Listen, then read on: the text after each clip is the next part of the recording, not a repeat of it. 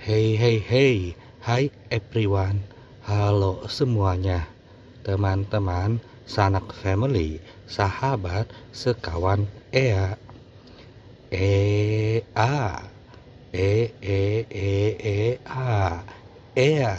Ea.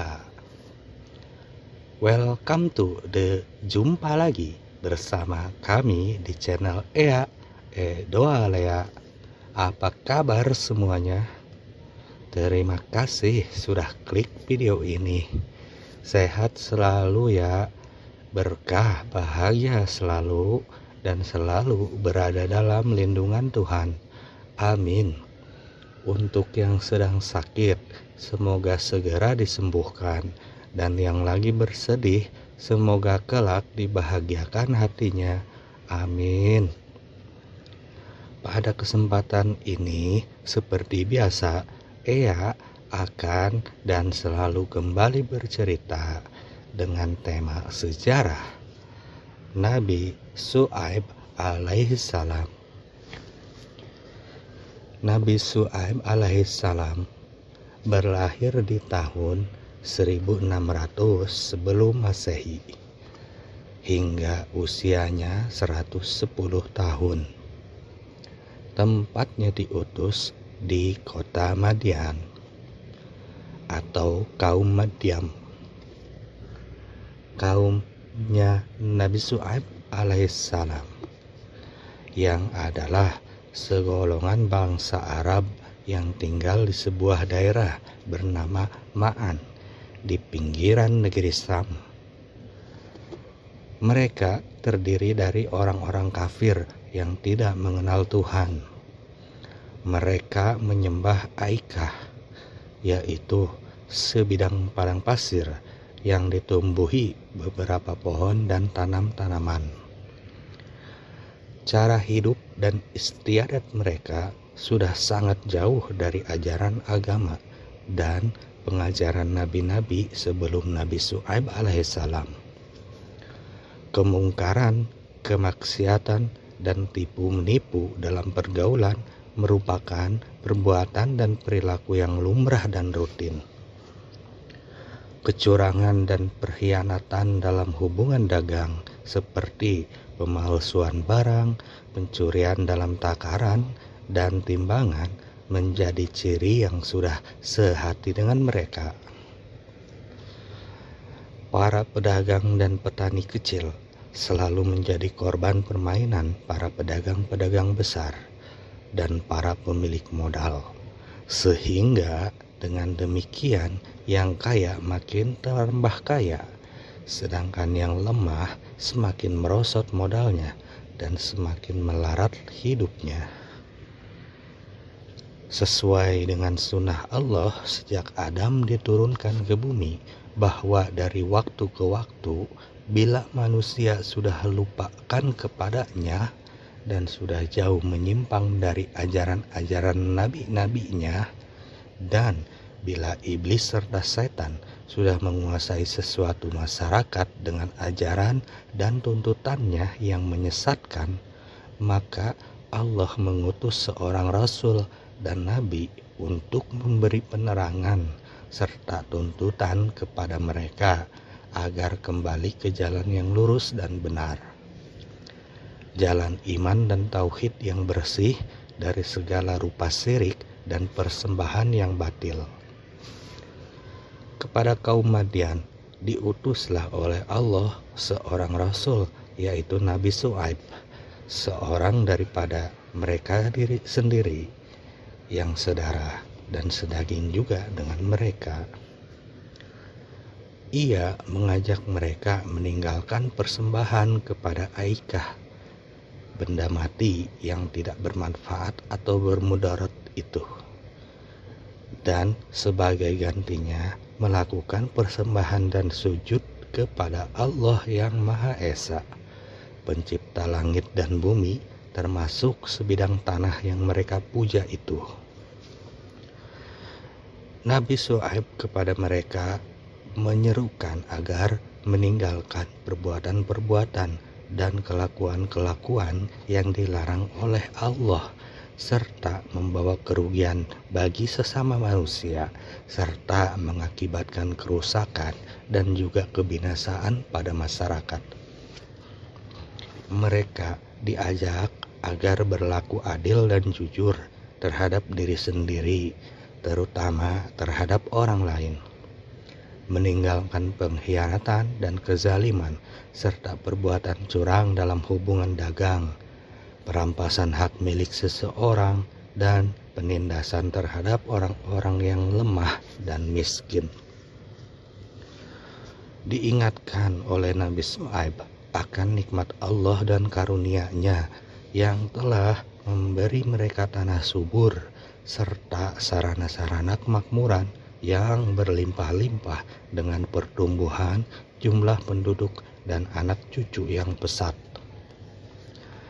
Semuanya itu menurut seruan Nabi Syuaib patut diimbangi dengan rasa bersyukur dan bersembah kepada Allah Maha Pencipta yang akan melipat gandakan nikmat dan karunia-Nya kepada orang-orang yang beriman dan bersyukur. Diingatkan pula Nabi Syuaib bahwa mereka mau tidak mau sadar dan kembalilah kepada jalan yang benar untuk mengikuti ajaran dan perintah Allah yang dibawanya. Niscaya Allah akan mencabut nikmat dan karunia-Nya kepada mereka, bahkan akan menurunkan azab-Nya atas mereka di dunia selain siksa dari azab yang menanti mereka kelak di akhirat bila dibangkitkan kembali dari kubur. Kepada mereka Nabi Syuaib dikisahkan siksa dan azab yang diturunkan oleh Allah terhadap kaum Nuh, kaum Hud, kaum Saleh, dan yang paling dekat kaum Lut yang kesemua telah menderita dan menjadi binasa akibat kekafiran, keangkuhan dan keengganan mereka mengikuti ajaran serta tuntutan nabi-nabi yang diutus Allah kepada mereka. Diingatkan oleh Nabi Syuaib pula agar mereka berikhtibar dan ingat bahwa mereka akan mengalami nasib yang telah dialami oleh kaum-kaum itu jika mereka tetap melakukan persembahan yang batil serta tetap melakukan perbuatan-perbuatan yang buruk dan jahat. Dakwah dan ajakan Nabi Syuaib disambut oleh mereka, terutama penguasa, pembesar, serta orang-orang kaya dengan ejekan dan olok-olok. Mereka berkata, "Adakah karena sholatmu engkau memerintahkan kami menyembah selain apa yang telah kami sembah sepanjang hayat kami?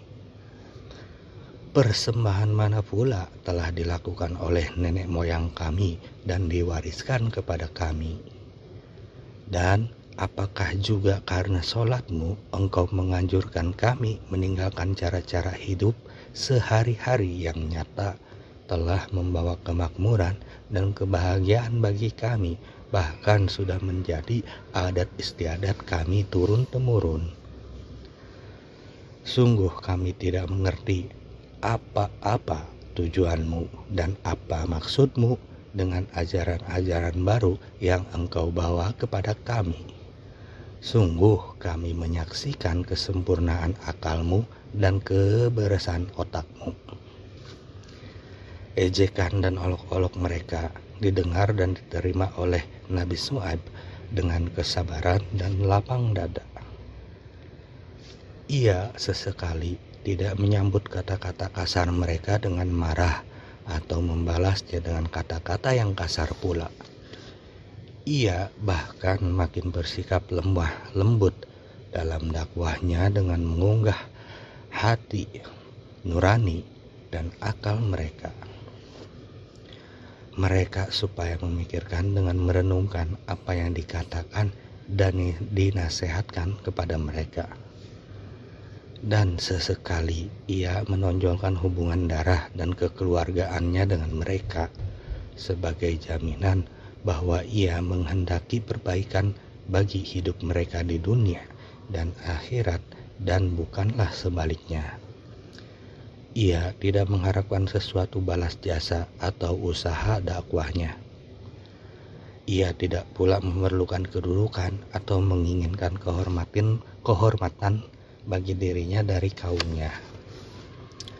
Ia akan cukup merasa puas jika kaumnya kembali kepada jalan Allah. Masyarakatnya akan menjadi masyarakat yang bersih dari segala kemaksiatan dan adat istiadat yang buruk. Ia akan menerima upahnya dari Allah yang telah mengutuskannya sebagai rasul yang dibebani amanat untuk menyampaikan risalahnya kepada kaumnya sendiri. Kaum Syuaib akhirnya merasa jengkel dan jemu melihat Nabi Syuaib tidak henti-hentinya berdakwah, bertablik pada setiap kesempatan dan di mana saja pun ia menemui orang berkumpul. Penghinaan dan ancaman dilontar kepada Nabi Syuaib dan juga para pengikutnya yang mereka akan diusir, akan dikeluarkan dari Madian jika mereka mau menghentikan dakwahnya atau tidak mau mengikuti agama dan cara-cara hidup mereka. Berkata mereka kepada Nabi Syuaib dengan nada mengejek, "Kami tidak mengerti apa yang kamu katakan. Nasihat-nasihatmu tidak mempunyai tempat di dalam hati dan kalbu kami. Engkau adalah seorang yang lemah fisiknya, rendah kedudukannya dalam pergaulan, maka tidak mungkin engkau dapat mempengaruhi atau memimpin kami yang berfisikal lebih kuat dan berkedudukan lebih tinggi daripadamu. Coba tidak karena kerabatmu yang kami segani dan hormati, niscaya engkau telah kami rezam dan sisihkan dari pergaulan kami." Lalu Nabi Syuaib menjawab, "Aku tidak akan hentikan dakwahku kepada risalah Allah yang telah diamanahkan kepadaku. Dan janganlah kamu mengharapkan bahwa aku maupun para pengikutku akan kembali mengikuti agamamu dan adat istiadatmu setelah Allah memberi hidayahnya kepada kami. Perlindunganku adalah Allah yang maha berkuasa dan bukan sanad kerabatku. Dialah yang memberi tugas kepadaku dan dia pula yang akan melindungiku dari segala gangguan dan ancaman. Adakah sanak saudaraku yang engkau lebih segani daripada Allah yang maha berkuasa?" Sejak berdakwah dan bertablik menyampaikan risalah Allah kepada kaum Madian, Nabi Syuaib berhasil menyadarkan hanya sebagian kecil dari kaumnya. Sedangkan bagian yang terbesar masih tertutup hatinya bagi cahaya iman dan tauhid yang diajarkan oleh beliau. Mereka tetap bersikeras kepala mempertahankan tradisi, adat istiadat dan agama yang mereka warisi dari nenek moyang mereka. Itulah alasan mereka satu-satunya yang mereka kemukakan untuk menolak ajaran Nabi Syuaib. Dan juga itulah benteng mereka satu-satunya tempat mereka berlindung dari serangan Nabi Syuaib atas persembahan mereka yang batil dan adat istiadat pergaulan mereka yang mungkar dan sesat. Di samping itu, jika mereka sudah merasa tidak berdaya menghadapi keterangan-keterangan Nabi Syuaib yang didukung dengan dalil dan bukti yang nyata kebenarannya, mereka lalu melemparkan tuduhan-tuduhan kosong seolah-olah Nabi adalah tukang sihir dan ahli sulap yang ulung. Mereka telah berani menentang Nabi Syuaib untuk membuktikan kebenaran risalahnya dengan mendatangkan bencana dari Allah yang ia sembah dan menganjurkan orang menyembahnya pula. Mendengar tantangan kaumnya yang menandakan hati mereka telah tertutup rapat-rapat bagi sinar agama dan juga wahyu yang ia bawa, bahwa tiada harapan lagi lah akan menarik mereka ke jalan yang lurus serta mengangkat mereka dari lembah kesirikan dan kemaksiatan serta pergaulannya yang buruk. Maka bermohonlah Nabi Syuaib kepada Allah agar menurunkan azab siksanya kepada kaum Madian, bahwa wujudnya serta menantang kekuasaannya untuk menjadi ibrah dan peringatan bagi generasi yang mendatang. Allah yang Maha Berkuasa berkenan menerima permohonan doa Nabi Syuaib. Maka diturunkanlah lebih dahulu di atas mereka hawa udara yang sangat panas yang mengeringkan kerongkongan, karena dahaga yang tidak dapat dihilangkan dengan air dan membakar kulit yang tidak dapat pula diobati dengan berteduh di bawah atap rumah atau pohon-pohon. Di dalam keadaan mereka yang sedang bingung, panik berlari-lari ke sana kemari, mencari perlindungan dari terik panasnya matahari yang membakar kulit dan dari rasa dahaga karena keringnya kerongkongan. Tiba-tiba terlihat di atas kepala mereka gumpalan awan hitam yang tebal. Lalu berlarilah mereka ingin berteduh di bawahnya. Namun setelah mereka berada di bawah awan hitam itu, seraya berdesak-berdesakan dan berjejal-jejalan, jatuhlah ke atas kepala mereka percikan api dari jurusan awan hitam itu, yang diiringi oleh suara petir dan gemuruh ledakan dahsyat. Sementara bumi di bawah mereka bergoyang dengan kuatnya, menjadikan mereka berjatuhan, tertimbun satu di bawah yang lain, dan melayanglah jiwa mereka dengan serta-merta. Nabi Syuaib merasa sedih atas kejadian yang menimpa kaumnya itu, dan berkatalah kepada para pengikutnya yang telah beriman, "Aku telah sampaikan kepada mereka risalah Allah, menasehati dan mengajak mereka agar meninggalkan perbuatan-perbuatan mungkar serta persembahan batil mereka. Dan aku telah memperingatkan mereka pula akan datangnya siksaan Allah bila mereka tetap berkeras hati, menutup telinga mereka terhadap suara kebenaran ajaran-ajaran Allah yang aku bawa. Namun mereka tidak menghiraukan nasihatku dan tidak mempercayai peringatanku. Karenanya itulah tidak patutlah aku bersedih hati atas terjadinya bencana yang telah membinasakan kaumku yang kafir itu." Sekian kisah Nabi Syuaib alaihissalam. Mari ambil pelajarannya. Semoga kelak bisa bermanfaat untuk teman-teman, sanak family, sahabat, sekawan, juga semuanya. Amin. Mohon maaf bila ada kurang atau salah, dan terima kasih atas perhatiannya. Jangan lupa nantikan lagi ya video selanjutnya. Sampai jumpa and the goodbye, nice to meet you. Muah.